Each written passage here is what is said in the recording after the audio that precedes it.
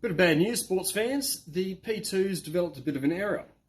It was running fine. I ran a job for about 3 hours one night. It finished fine. I turned the machine and everything off. There were no indications of any problems. Came back the next morning and removed the conveyor attachment. Turned the machine on, connected it to the computer, and it immediately started throwing up errors. The error in question was a x-axis homing error. So what that meant was the laser wasn't being reset back into the top corner of the printing area. So I've gone through all the troubleshooting steps from the xTool manufacturer's website. I'll put a link in the description below. As you'll see from the video, it was still not homing correctly. Couldn't find anything within those troubleshooting steps which would resolve the issue.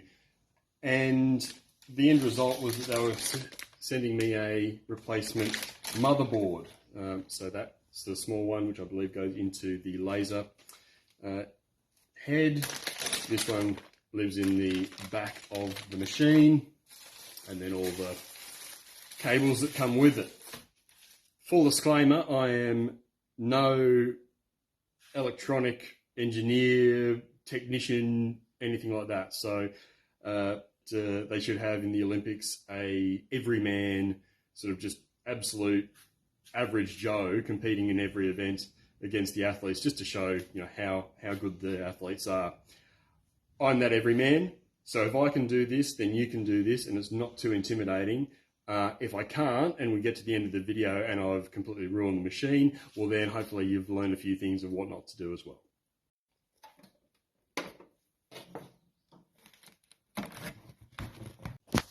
Now, if you remember from the first video, we filled the tube with the water and the antifreeze, and there were a few bubbles forming. Looks like there's absolutely nothing to worry about there, as all those bubbles have worked their way through. So hopefully you'll never have to do this for your own machine, but this is what it looks like when we remove the rear panel. So now we need to remove the connectors for the various components. Okay, so far this hasn't required any additional tools other than what's provided. However, I did run into a little bit of an issue when I was removing the fan cable, that the connector didn't come out with it. So the box around the fan is probably going to have to be removed. Now these tiny little Allen key bits don't fit the Allen key that came with it, so I'm going to have to go through my own supplies and pull that out because that will just make my life easier on the return journey.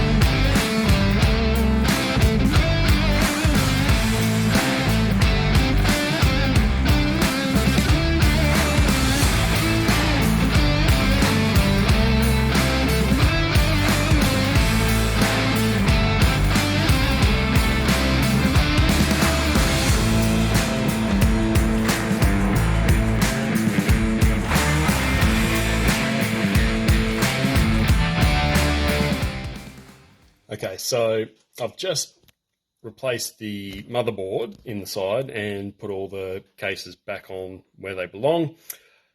Fired it up and still got the x-axis homing error. So now the next step that I'm undertaking is to replace the z-axis control board in the like the laser head. To remove the original board that was in there, I've had to take off the magnetic covers, obviously, and then unscrew this side plate here.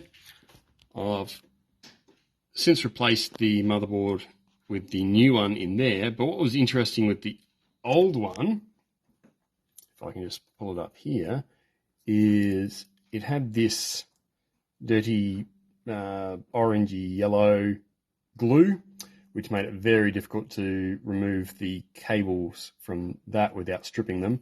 And if you look right next to it, and you see the little beigey one there, that one just came straight off in my hand trying to remove the cables from it. So I'm hoping one of those two things was the original issue.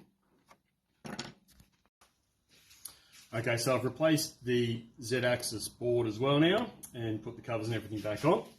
I'll close this up. I've got XCS fired up and ready to go, so if there's any errors they'll pop up straight away. Let's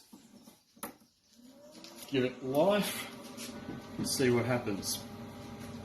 I guess you go through this sort of process only for it to not be successful in fixing the issue, and you've got to take a little bit of a time to reflect and see what you've learnt. Looking at it from a construction manufacturing point of view, the xTool is quite simple. It's a lot more robustly built than I originally gave it credit for. I didn't want to push things too hard in case they snapped or anything, but the build quality is really good. Next thing to note is that the modules are very, very easy to take out and put back in. So I can't guarantee that I did it correctly because it's not working, but following the instructions that they gave on the video was simple enough. Some of the key things which I'd probably want to improve if I'm going to look at it in the future, I did it on the riser base. Now the instructions don't really consider that, and some of the points on the riser base actually interfere with your ability to access the screws and things that you need to remove. Now the other thing which I start to wonder about looking at those things like the glue, which was on lots of parts of the circuit boards, which wasn't in the video, is has xTool had some issues in the past? Have they reviewed what they've been doing and added extra layer of glue to secure it, because that's where known faults might occur, particularly in transit, sending it over to Australia. Either way, they were bloody frustrating and potentially could have damaged things on the install or the removal. So ultimately, for it not to work after only 3 weeks and then not be able to be repaired with the repairs that have been provided is hugely disappointing. So I'll go back to the xTool staff and ask them what the next step is. But at this stage, that's all she wrote.